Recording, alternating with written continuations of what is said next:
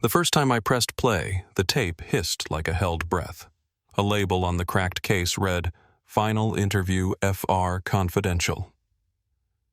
The click of a recorder, a man's voice smooth as polished wood, and then a silence so heavy I could hear the room thinking.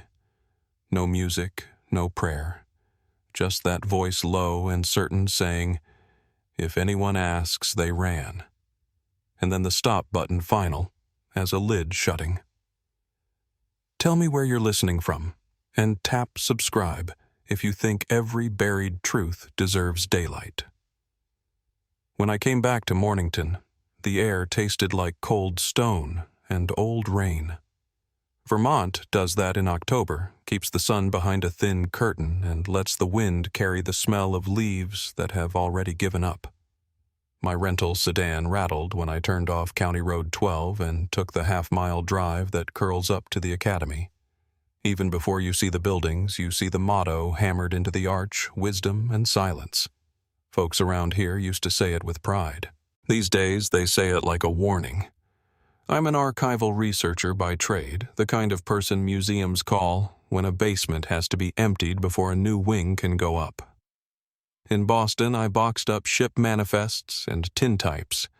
In Hartford, I cataloged a church's hymnals down to the page where the sopranos bent the corners. A steady living until my department cut 4 positions and mine was one of them.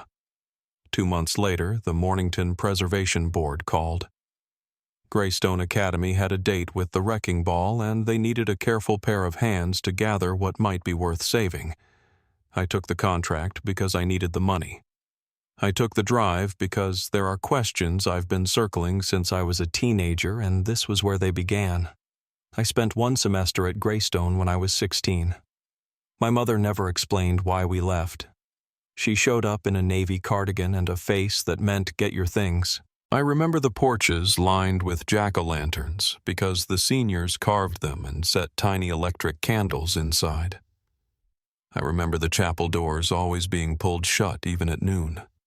Mostly, I remember names spoken softly in dorm rooms after lights out, names that fluttered like moths against the shade and then disappeared. The gate was chained when I arrived, as promised, with a paper placard that said, "Authorized personnel only," and another that said, "Respirators required in chapel." Tom Keller, the site supervisor, waited in a heated trailer with his boots up on a plastic chair and an opened roll of plans across his lap. He had a thermos that smelled like burnt coffee and a habit of squinting at my ID badge as if it might change if he stared long enough.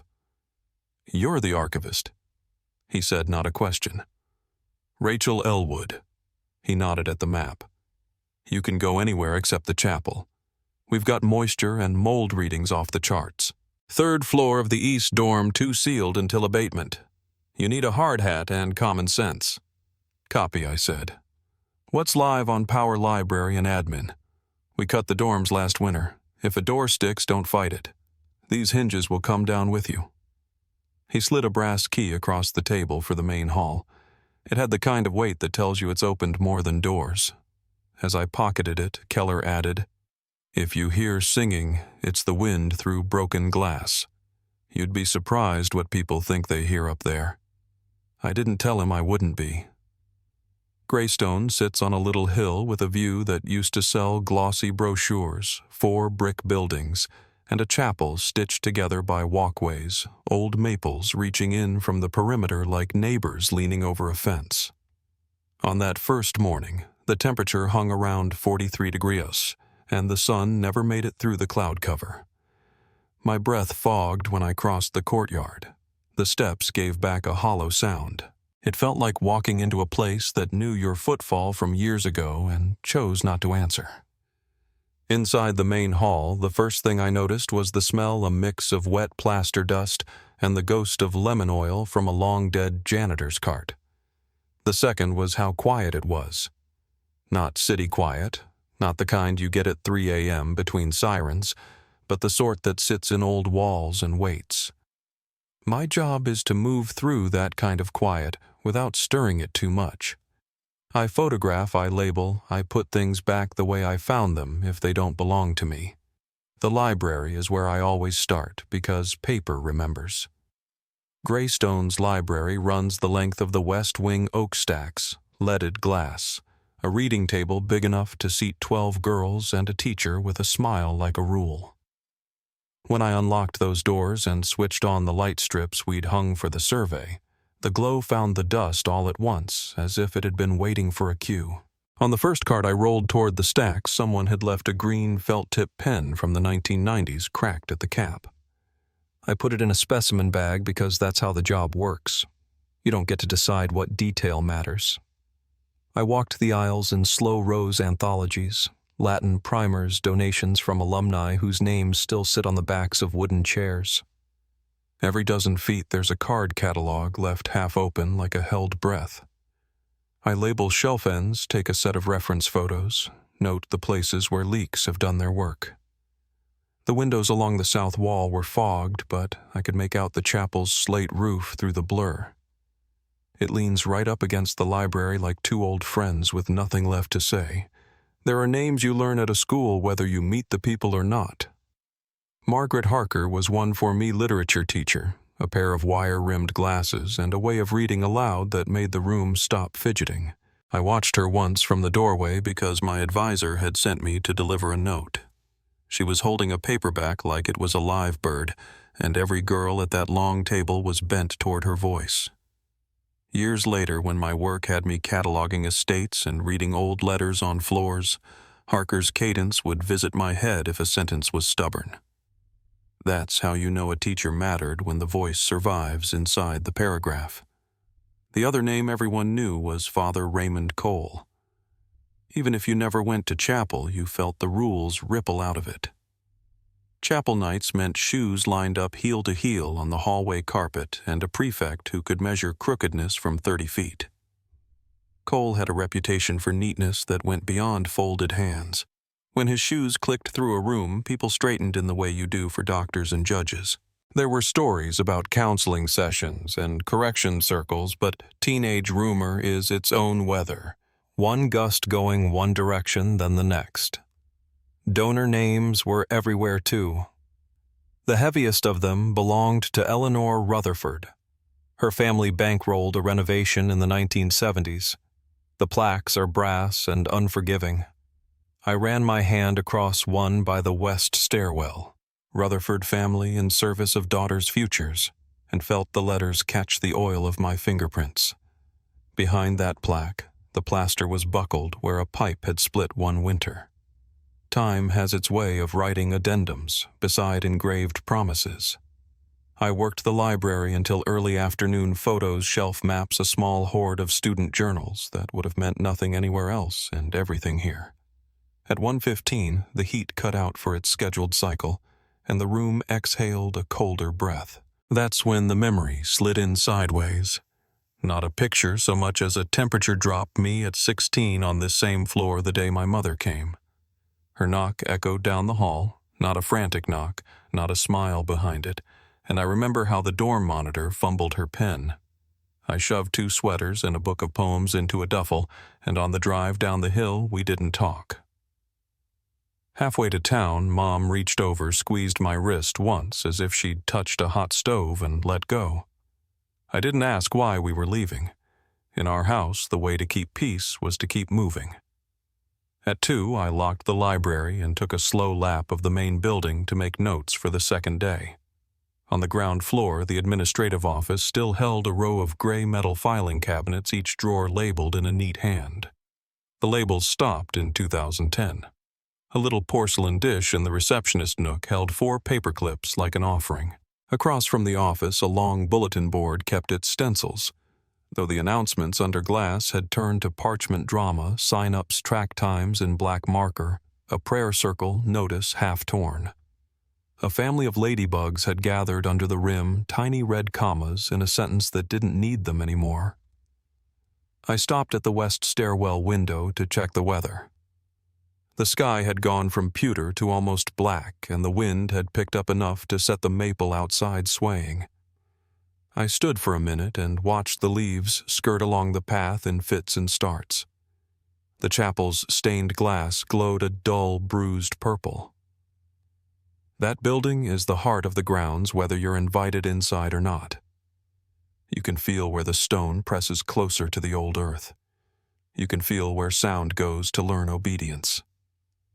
Keller's radio crackled as I signed out at the trailer. He grunted something to one of his crew about a delivery that was an hour late and a forklift that refused to start in the damp.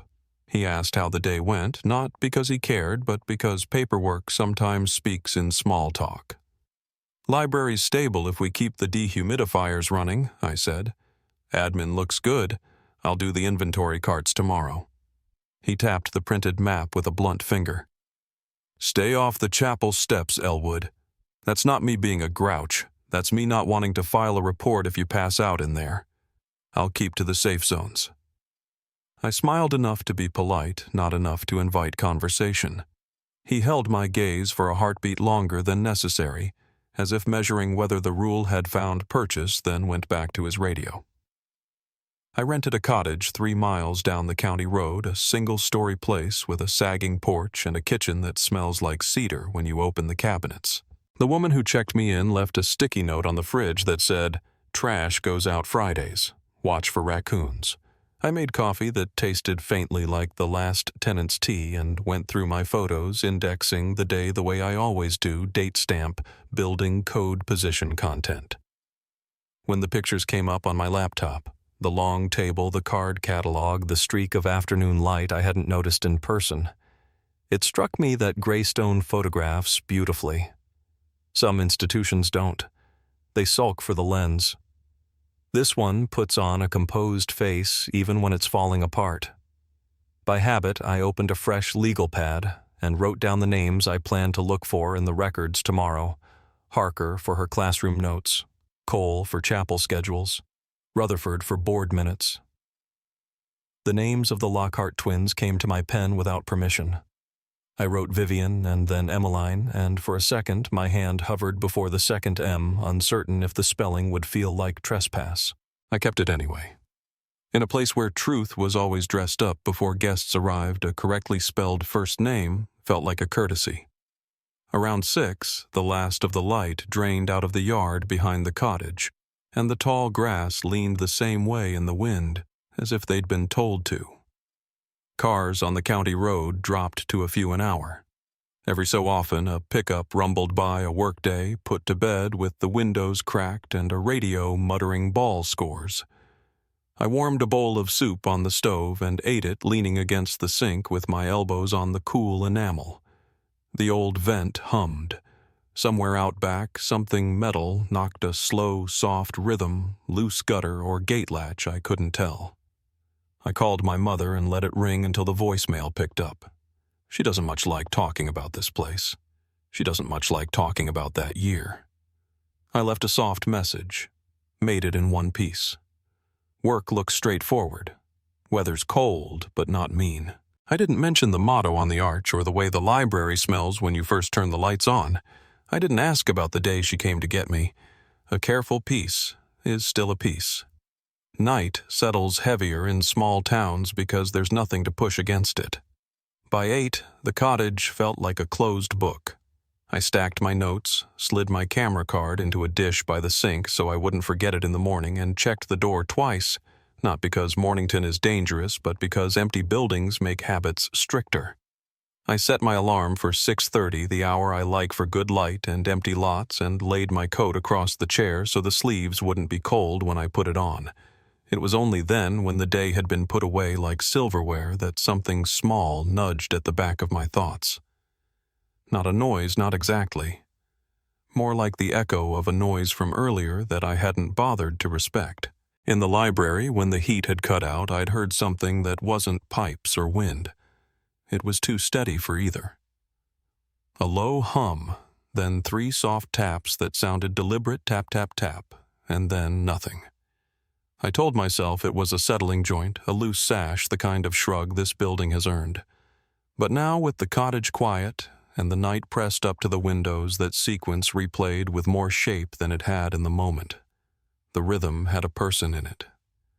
I got up, rinsed my mug, and told myself tomorrow would be for the drawers and the ledgers, not for superstitions. I turned off the kitchen light and let the porch lamp wash the steps in a weak cone. When I pulled back the curtain to check the lock one last time, I saw the road below the hill empty in both directions.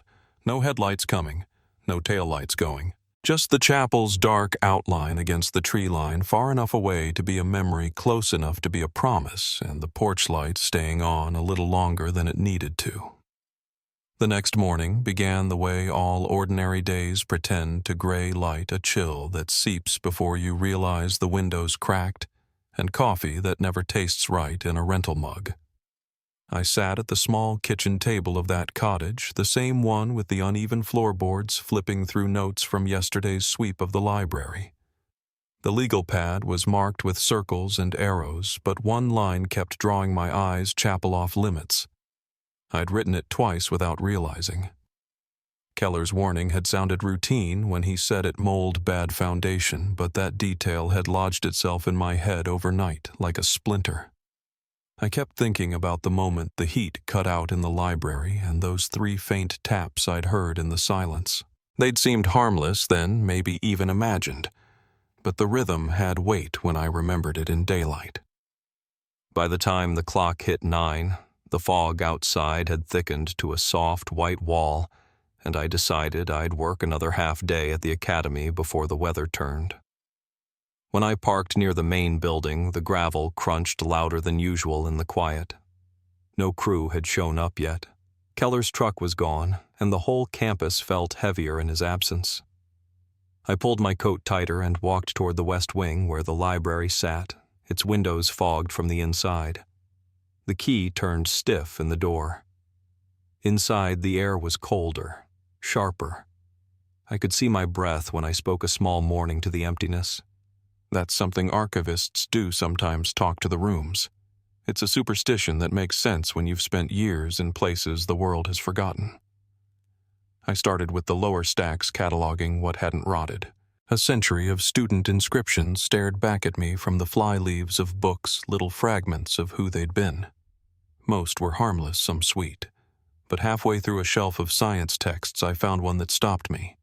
In the corner of the first page, the handwriting was tight and sharp. If you find this, don't look for me in chapel. It was signed V.L. My stomach tightened. I knew that name, though I couldn't say why yet. Vivian Lockhart. It hovered at the edge of memory like something I had overheard in my student days. I photographed the page, logged the book, and forced myself to keep going. A little before noon, I noticed something off in the far corner where a chair had collapsed against the wall. The bricks there didn't match newer redder laid unevenly, the kind of repair job you make when you're trying to hide a hole, not fix one. I ran my glove across it and felt a draft where no draft should be. I should have marked it for maintenance and left it alone, but curiosity is a quiet kind of hunger. I went to my tool bag and took out the small crowbar I used for old file drawers. The first brick came loose too easily. Behind it, darkness. I pulled 3 more until the gap widened enough to see the edge of a small space beyond maybe 8 feet deep. I could have waited for Keller, but something told me if I left it until he came, it might be sealed again before I returned. So I slipped through the gap. Inside, the air felt heavy, sour, and thick with mildew. My flashlight beam caught the outline of a desk, a small square thing covered in dust. On top sat a single item, a brown leather diary warped from age, the corners soft like something handled too many times. I brushed it clean with my sleeve and opened the cover. The name inside was written in the same sharp hand I'd seen earlier, Vivian Lockhart, winter term 1979. The room seemed to press in on me. Then the stale air, the silence, even the faint drip of water somewhere behind the wall. I set the diary gently into my satchel and turned to leave, but my light caught on something metallic under the desk. A pendant shaped like a keyhole without its chain. It was rusted, but the shape was deliberate, a symbol of something. I pocketed it without thinking why. Back at the cottage that evening, I made dinner I didn't eat. The diary sat on the table waiting. I told myself I'd read just a page to verify it belonged to a student, something I could log officially. The first entry was dated January 8, 1979. They told me not to talk about what happened on Christmas Eve, but I don't care. If someone finds this, maybe they'll believe me. Something is wrong at this school. It started in the chapel. I heard her singing again last night. The words were calm, but there was fear underneath them, the kind that tightens the writing so the lines almost press through the page. I turned a few more. They say she doesn't exist, but I saw her, standing behind the altar when the candles went out. She whispered my name. I stopped reading then. The pendant was on the table beside me, the shape of its keyhole catching the weak light from the lamp. Keller had said the chapel was sealed for safety. Vivian had said that's where it began. I looked out the window toward the direction of the school, though I couldn't see it through the dark. Part of me wanted to leave it for morning, but another part, the part that had come back to this place after decades of silence, knew I wasn't going to sleep until I saw that room for myself. By the time I returned to the campus, the fog had settled low across the fields like smoke. My boots crunched on gravel that no longer looked like a road, but a memory of one. The main doors opened without effort, as if the air inside had been waiting. I moved through the hall with just my flashlight. The light skimmed across portraits, dust, and then Latin phrases painted on the walls, remnants of lessons no one would hear again. Sapientia et silentium. Wisdom and silence. That motto had always felt proud to me as a student. Now it sounded like an excuse. The chapel door was at the end of the west corridor, tall and wooden, marked by a faint smear of white paint on the knob, probably a demolition tag. I expected to find it locked. It wasn't. The hinges groaned when I pushed it open. Inside, the air was colder than anywhere else in the building, still and stale, but carrying the faint scent of candle wax. My flashlight caught the stained glass first, saints faded to pastel ghosts. Then the pews, neat rows covered in dust, thick enough to write on. And at the far end, the altar. Its velvet runner was torn, one edge curled back as if someone had gripped it hard long ago. I walked toward it slowly. The floor creaked under my weight. When I reached the front, I saw a small wooden door half hidden behind the altar cloth, lower than a normal one, like a crawl space or a storage panel. I bent down and brushed away cobwebs from the handle.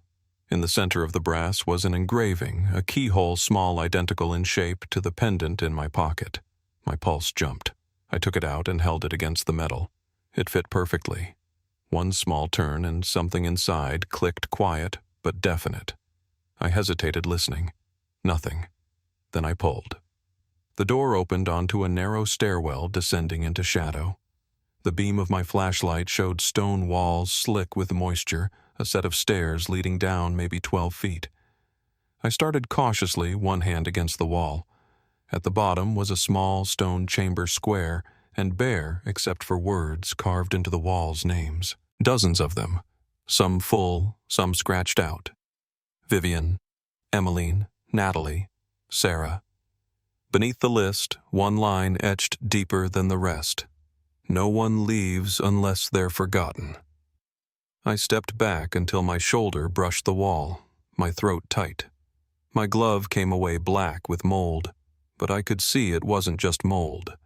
There was something darker embedded in the cracks, old ash maybe, or soot. I left the room faster than I care to admit, climbing those stairs with the weight of something I couldn't name pressing behind me. When I reached the main chapel floor, I shut the small door and slid the pendant back into my pocket. The silence up there was worse than the dark below. It felt deliberate, like the room was holding its breath. I took one last look at the altar, then made my way out, closing the main doors behind me. Outside, the fog was thicker. The path back to my car was only a faint gray line under my flashlight. When I turned the ignition, my phone buzzed with a new voicemail, the town records office, returning the message I'd left that morning. The woman's voice was hesitant, a little shaky. She said she'd looked for any record of an Emmeline Lockhart. None existed in the school archives. But there was, she said, a birth certificate listing Vivian and Emmeline Lockhart, twin sisters born February 3rd, 1962. There was also an unfiled death report from 1979. No cause listed, no signature, only a note. Family declined inquiry. I replayed the message 3 times in the parking lot before I could move. The wind outside had started to whistle through the maples, and in it for just a moment, I thought I heard something else, a faint hum almost like a voice at the edge of the fog. I told myself it was the wind through broken glass, the same explanation Keller would have given. But even as I said it, I reached into my pocket and felt the pendant cold and heavy, and the thought came uninvited. Maybe the sound wasn't the wind. Maybe the chapel remembered. I drove back to the cottage with the radio off, headlights cutting a tunnel through mist that swallowed the road a few feet ahead. Every mile felt longer than the one before. When I reached the porch, I left the engine running just to hear something human. My hands were still shaking when I unlocked the door. Inside, the air felt wrong, warmer than it should have been for a house that hadn't seen a furnace in years. I walked to the kitchen, turned on the lamp, and there on the table where I'd left the diary was a faint trail of water, like condensation from a glass that never existed. The pages of the diary were curled slightly at the edges, as though the air had turned damp while I was gone. I sat down and opened it to the last page I'd read. There was a line I hadn't noticed before, maybe written in different ink, the kind that bleeds when moisture hits it. If I disappear, tell her I never ran. My thumb brushed over the words until the paper felt warm from my skin. Outside, the wind had shifted. Something light tapped against the window once, then again soft, irregular, almost polite. I told myself it was a branch, but when I looked out, the nearest tree was 20 feet away. The fog clung thick to the yard, moving, slow breathing. That's how the second night ended, with me sitting at the kitchen table, the diary open, the pendant beside it, and the sound of those faint taps breaking the silence every few minutes. I didn't touch the light switch. I didn't move the curtain again. I just sat there until dawn, waiting for the sound to stop. It never did. By morning, the fog had thinned to a pale sheet over the fields, but I hadn't slept. I sat at the same kitchen table watching steam curl from a mug that had gone cold, listening for that slow, deliberate tapping that had haunted me through the night. It never came again. Not once the sun broke through, and yet the silence felt no better. I knew what I had to do even before I told myself out loud. The diary wasn't fiction, and the names inside weren't stories. I needed to know what had really happened to Vivian and Emmeline Lockhart. I drove into town around 9 and parked outside the Mornington Town Hall, an old brick building that leaned just slightly like it had given up trying to look proud. Inside, the air smelled of toner and dust the way small offices do when nothing new has come in years. A woman behind the counter looked up from a crossword puzzle when I gave my name. "You called yesterday," she said. Her badge read Jeanette. She was older, maybe late 60s, silver streaks in her hair, and a voice that carried that polite Vermont patience. "I think you'd better come back with me." She led me through a narrow hallway into a back room where 2 manila folders sat on a table.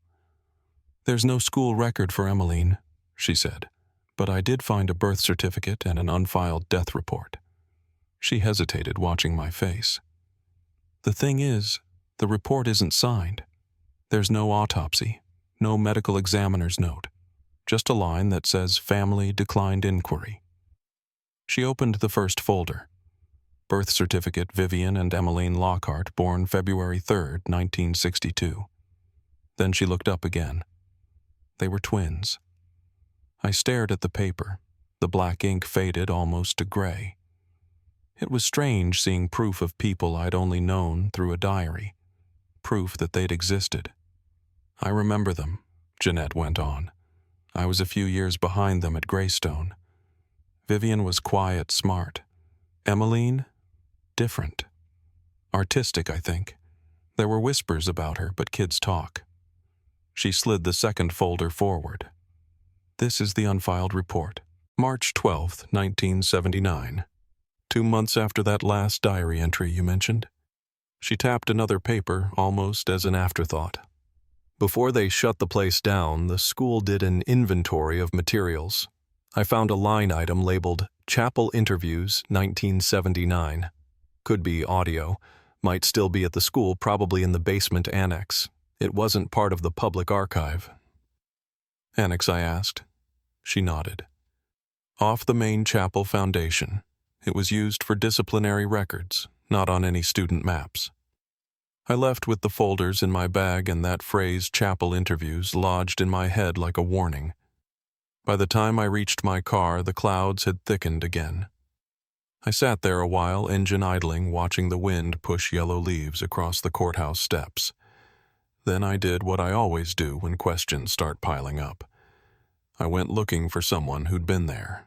Margaret Harker's house sat at the edge of a cul-de-sac about 2 miles from the school, one of those small Vermont cottages built before insulation was fashionable. The brass nameplate by her door had faded, but the letters were still readable. M. Harker. When she opened the door, I recognized her instantly. The years had carved lines around her mouth, but her eyes were exactly as I remembered, sharp, assessing, and kind, only when they chose to be. I suppose it was only a matter of time before someone came knocking, she said. I'm cataloging the school for the board, I told her.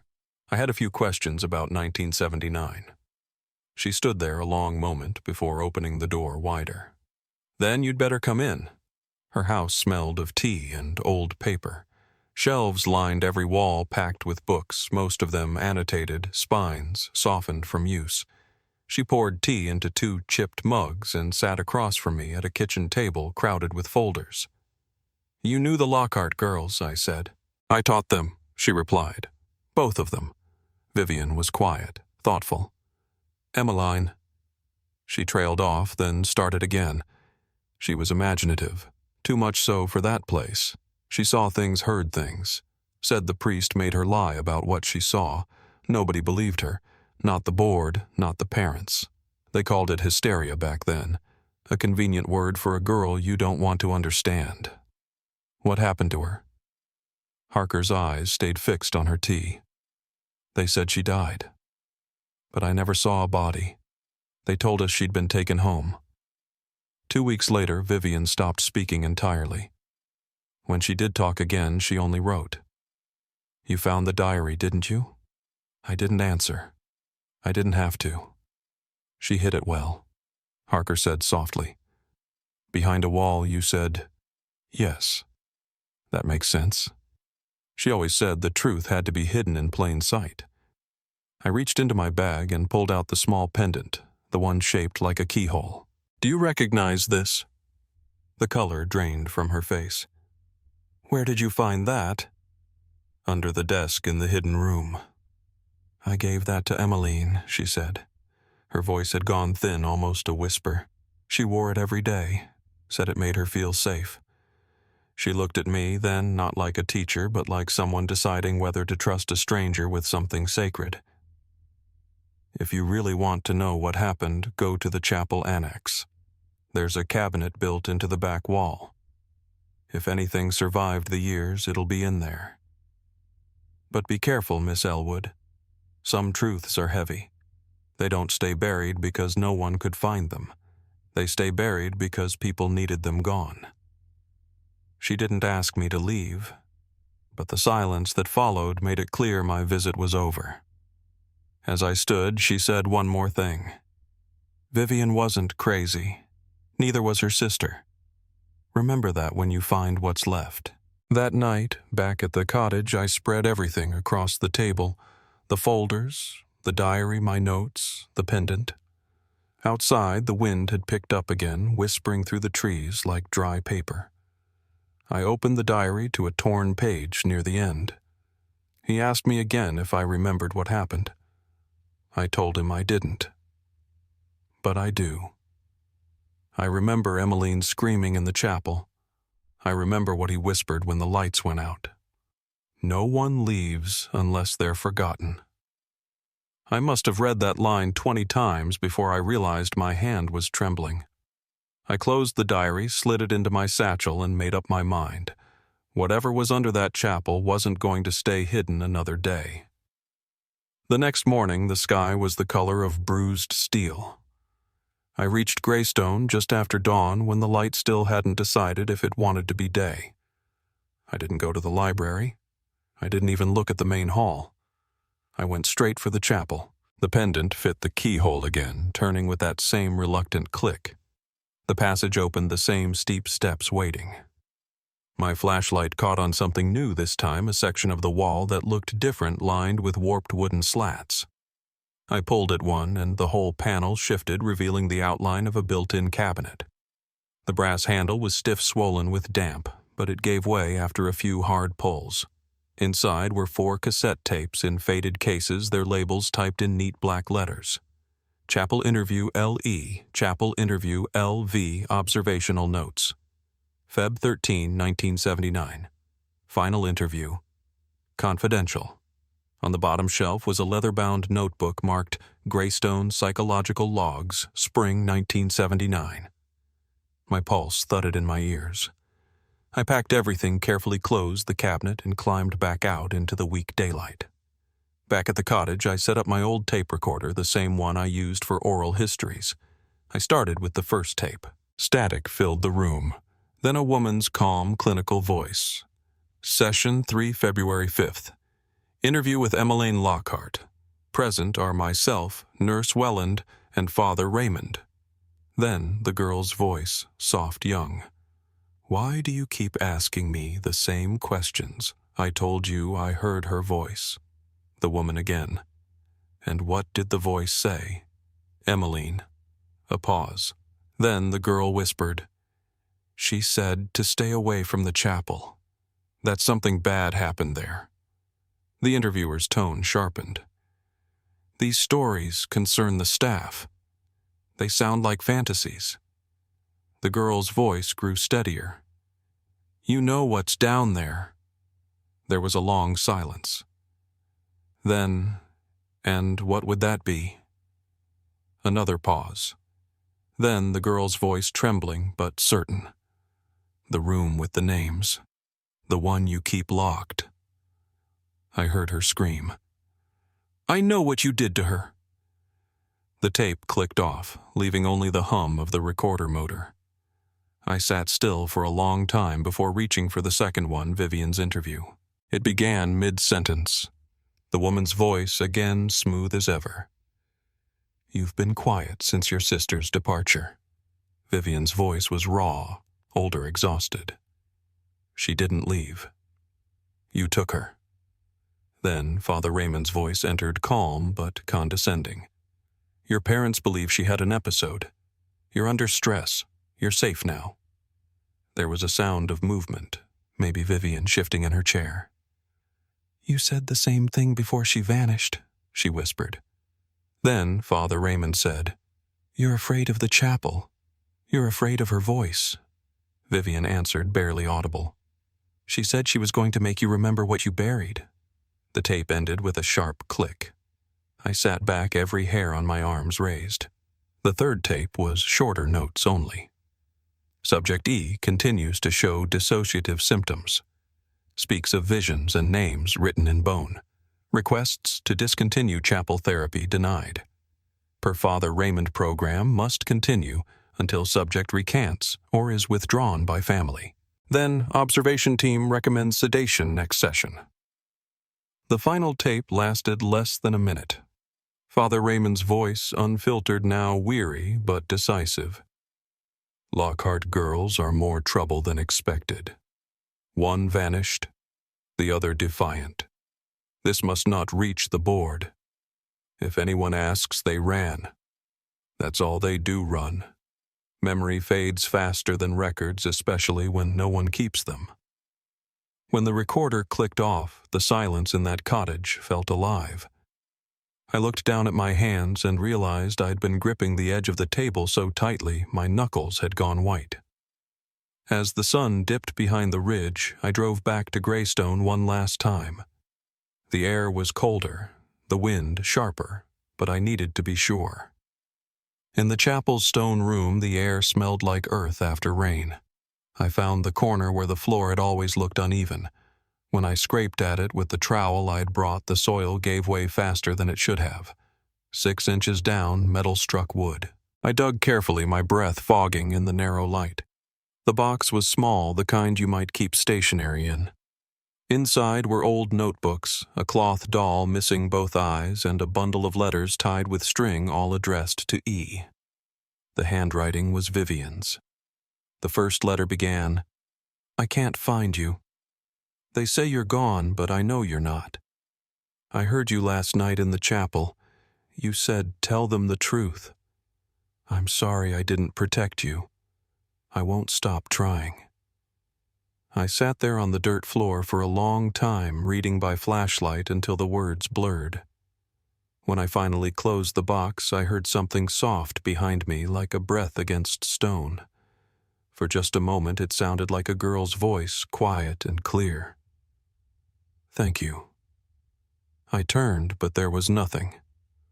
Only the empty room and the faint echo of my own breathing. Still, I knew what I'd found wasn't just history anymore, it was evidence. The kind that doesn't stay silent once it's been uncovered. When I left, I locked the chapel doors behind me, but I didn't take my hand off the keyhole pendant until I was halfway down the hill. I remember glancing in the rearview mirror at the dark outline of the school against the clouds, and realizing the wind had stopped completely. It wasn't peace I felt then, just the kind of stillness that comes before something begins to move. The next morning, I drove straight to town hall with the box of letters and tapes riding shotgun beside me. I hadn't slept. There wasn't any point trying. The sun was barely up, a pale stripe over the hills, and the frost on the windshield hadn't melted yet. My hands shook every time I thought about the voice on those tapes, about the sound of that girl whispering thank you in the dark. I parked in front of the building, left the engine running for a moment longer than necessary, then carried the box inside like it was something fragile and living. Jeanette was already there, the same crossword folded open in front of her, but when she saw my face, she pushed it aside without a word. "You found something," she said quietly. I nodded and placed the box on her desk. Tapes, notes, letters, everything they tried to bury. She opened the lid, fingers trembling as she lifted one of the cassette cases. "Father Raymond's voice is on these." "And the girls," I said. "Both of them." We sat in that small back room again, the one that smelled like paper and stale heat, and I laid it all out on the table. The audio tapes, the notebook from the cabinet, the box of letters with E written in faded ink. "I need to make this official," I told her.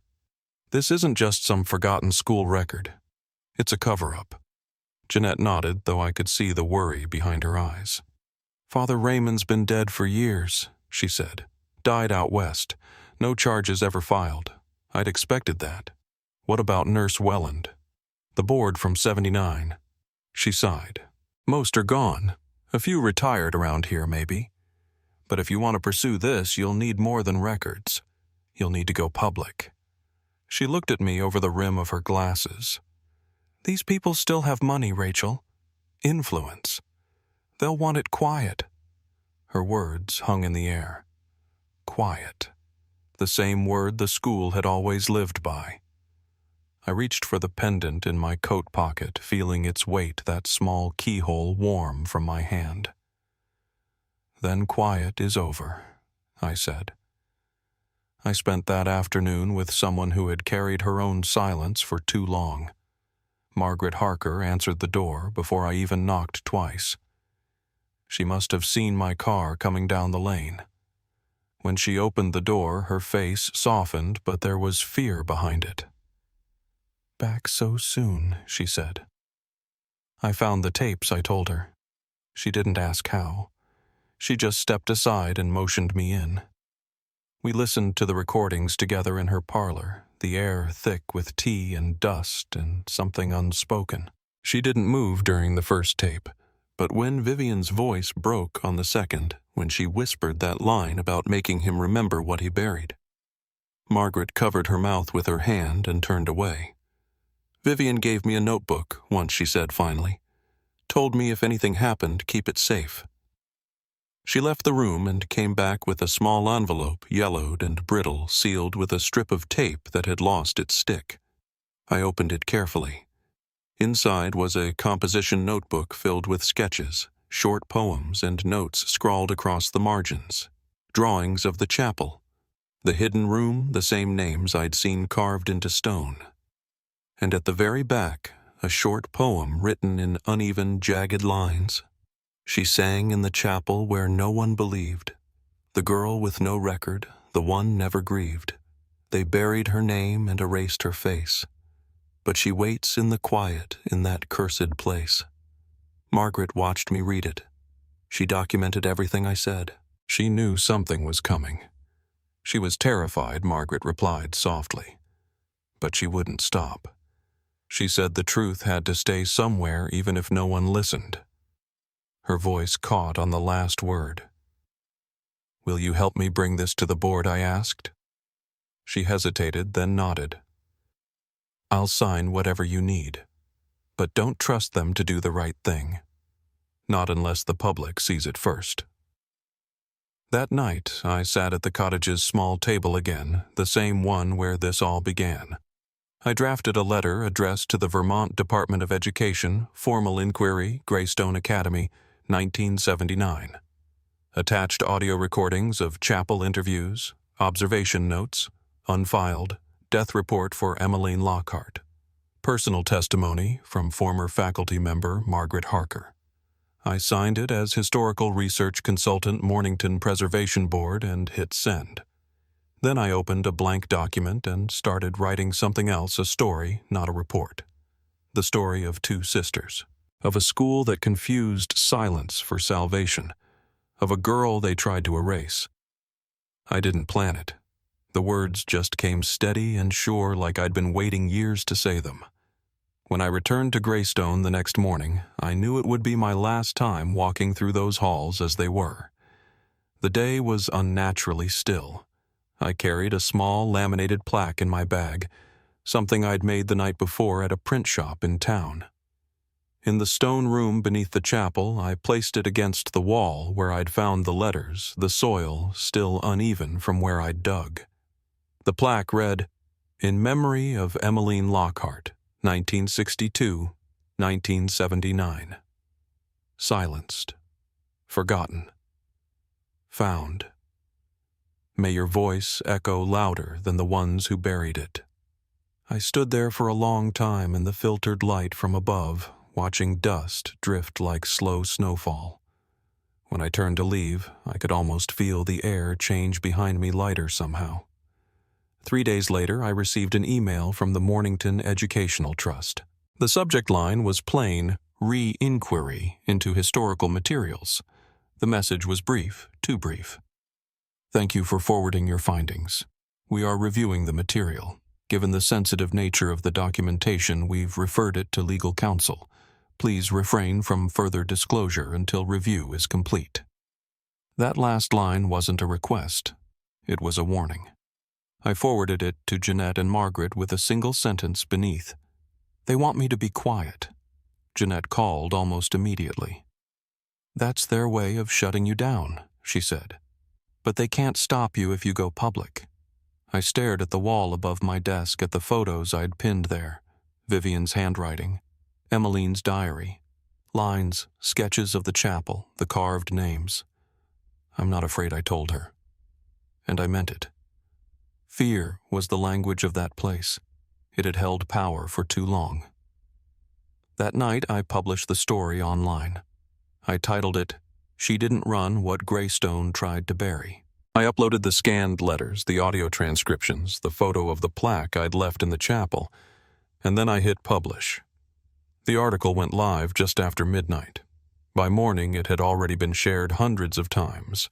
By noon, thousands. Former students began commenting, some remembering the Lockhart twins, others admitting they'd forgotten them entirely until they saw the names again. Reporters started calling. A local station ran a brief segment about new evidence in a decades-old boarding school mystery. By evening, my inbox was flooded podcasters, documentarians, old alumni, and tucked among them was one message that stopped me cold. It came from an account I didn't recognize labeled R. Lockhart. The subject line said simply, Vivian. The message read, Hi, my name is Ruth. I'm Vivian's daughter. She passed away in 2012. I've been going through her journals and thought they were fiction. But now I see your article. I want to help. I think she meant for someone to know. I must have read that message 10 times, each word heavier than the last. Vivian had kept writing. Even after leaving that school, even after everything they took from her, she'd kept documenting the truth in notebooks her daughter now held. 2 days later, I met Ruth at a small cafe outside Boston. She was in her early 30s, with her mother's eyes dark, sharp, and deeply tired. She brought a box filled with journals and letters. We spent hours sorting through them, page by page. Vivian had written about Emmeline, about the chapel, about the songs she still heard in dreams. One line written in 1984 stayed with me. They took her because they could, but memory is louder than silence. As I drove back toward Mornington that night, my phone buzzed. It was Margaret. Her voice was tight. They've moved up the demolition, she said. They posted hazard signs claiming asbestos. They're sealing the campus by Monday. I gripped the wheel until my hands hurt. They're going to destroy the chapel, I said. Yes, she whispered, and everything inside it. The drive back was a blur. I parked at the edge of the woods and took the old gardener's trail that curved behind the chapel. The gates were locked and posted with warning tape, but the back door was cracked open. Inside, the air smelled of paint thinner and fresh dust. Someone had been there. The stone room was nearly unrecognizable. The carved names had been scrubbed with acid wash. The soil where I'd placed the plaque was freshly disturbed. The plaque itself was gone. On the wall, nailed crookedly with a pushpin, was a slip of paper. Thick black handwriting uneven. She didn't run. She's still here. You're next. I stood there in the dim light, my breath fogging my heartbeat loud enough to drown everything else. I took a photo of the note, folded it into my pocket, and left the way I came. I didn't go home. I sat in my car on the narrow road behind the school until dawn headlights off the note beside me on the seat. I watched the dark outline of the chapel through the trees, waiting for any sign of movement. There was none. Only the wind shifting through the pines, like the slow inhale of something that hadn't slept in decades. By sunrise, one thought had settled in my mind like stone. Someone else was still protecting Greystone's secret. Someone who had been there when it happened, still alive, still watching. And that meant the story wasn't finished, not for me, and not for the girls whose names were once carved into those walls. I started the car. The note crumpled in my fist and turned toward town. I needed to find out who still had keys to that chapel and what they were so desperate to keep buried. It was a few weeks after I found that note in the chapel that everything finally broke open. The investigation that started with a handful of tapes and one stubborn archivist moved faster than I expected once the right people got involved. The state police came in first. Quiet, methodical, the kind of men and women who've seen enough lies to recognize one before it's even spoken. They sealed off the grounds again this time with real authority, and I watched from the road as the yellow tape stretched across the gate like a scar. For the first time in decades, Greystone Academy wasn't under the care of benefactors or boards. It was in the hands of people who wanted the truth. I was called in for questioning twice once by local officers who wanted to verify the chain of discovery, and once by a federal investigator who'd been pulled in when the media started circling. They treated me gently not because I was fragile, but because they could see what this story had already cost me. I gave them the recordings, the notebook, the letters, and the photos of the plaque before it was removed. When I slid the last photo across the table, the agent looked at it for a long moment and said, "You did right by her." I didn't know which her he meant, Emmeline Vivian or all the others whose names were carved beneath that chapel. Maybe he meant all of them. Once the recordings were authenticated, the dominoes started to fall. The surviving members of the Greystone board were subpoenaed. Margaret Harker's testimony was entered into record, and buried in a stack of sealed legal documents, the investigators found payment ledgers, handwritten records connecting Eleanor Rutherford's foundation to behavioral research initiatives conducted at private institutions across New England in the 1970s. Greystone was one of them. Father Raymond's name appeared twice, once as consulting clergy and once beside a payment for special accommodations. It was all right there in neat script hidden in plain sight, just like Vivian said it would be. Eleanor Rutherford was taken into custody the following spring. She was 80, frail, and still wealthy enough to think she could talk her way through anything. When reporters shouted questions, she smiled like they were children tugging at her sleeve. But that smile vanished when the audio tapes were played in court. Hearing Father Raymond's voice again, his calm, careful tone admitting that the girls ran away, cut through the pretense of age and privilege. There's a difference between forgetting and hiding, and the jury knew it. The verdict came back after 5 days guilty of obstruction of justice conspiracy and abuse of minors in her care. She was sentenced to 18 years. The judge called her actions a crime against memory. She died 2 years later in prison, her estate split among lawsuits and restitution funds. For a while it felt like closure should have come with that verdict, but it didn't. The past doesn't fade just because a courtroom says it should. The state allowed demolition to resume the next summer, but this time a portion of the chapel foundation was preserved as a historical site. Margaret and I were there the day they uncovered the last section of wall.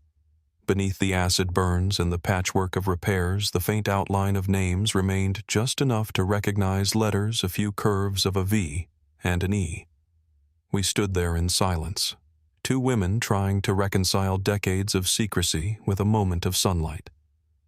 Margaret reached out, touched the stone, and said quietly, "She's free now." The town changed after that. Mornington was small enough that news like this didn't just fade into gossip, it became part of the soil. For months, reporters came and went, filming drone footage of the ruins, interviewing alumni, quoting from the diary entries I'd released. Then slowly the attention moved on, as it always does.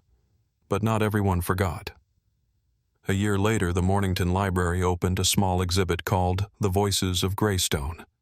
They used my photographs, the surviving documents, and a restored copy of the diary.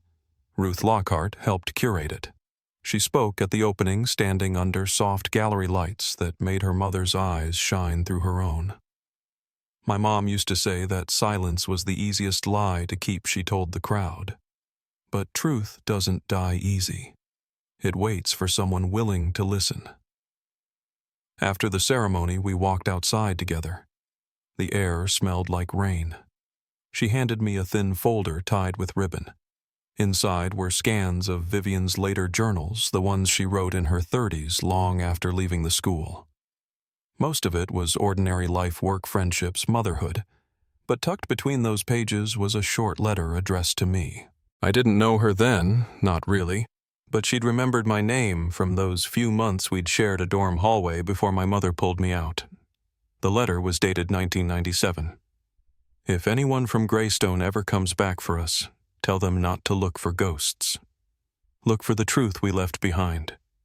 It's stronger than we were." I folded it carefully and slipped it back into the folder. In the months that followed, I left my contract work behind. Archiving felt different now, less about preservation, more about testimony. I started working with a nonprofit that restores and digitizes lost case records, small-town investigations that never reach the public eye. Margaret and I still talk every few weeks. She's slowing down, but says she finally sleeps through the night. Jeanette retired from town hall after the exhibit opened. The last time I saw her, she said, "You brought daylight into that place, Rachel. Just don't spend the rest of your life staring into it." She's right. You can't live forever inside someone else's shadow, no matter how much you want to make sense of it. As for Greystone itself, what's left of the main building has been fenced off.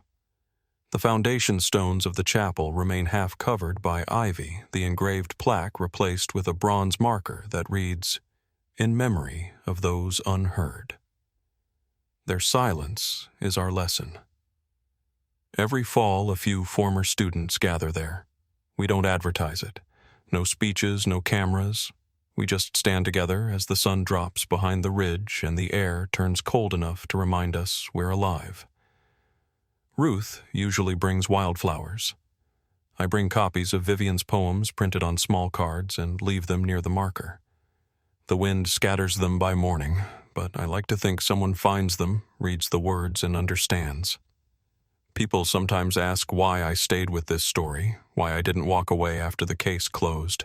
I tell them it's because some truths don't end when justice is served. They linger asking to be remembered. There's a responsibility that comes with knowing what others tried to forget. It's not about reopening wounds, it's about making sure the ground doesn't close over them again. Every town has a place like Greystone, even if it doesn't wear that name. Every family has a story that was whispered instead of told. The only way to honor what was lost is to keep saying the names out loud. I still drive past the old hill sometimes, especially in autumn when the trees turn to fire and the wind smells like rain-soaked brick. From the road, the ruins don't look like much, just another patch of overgrowth swallowing the past. But if you roll down your window and listen, you can almost hear the faintest echo of girls' voices carried on the air, not crying, not pleading, just singing. A single note, pure and steady, the way truth sounds when it's finally free. If this story stayed with you, share it. Not for views, not for noise, but so no one's name gets lost to the dark. Tell me where you're listening from. Every voice helps keep their memory alive.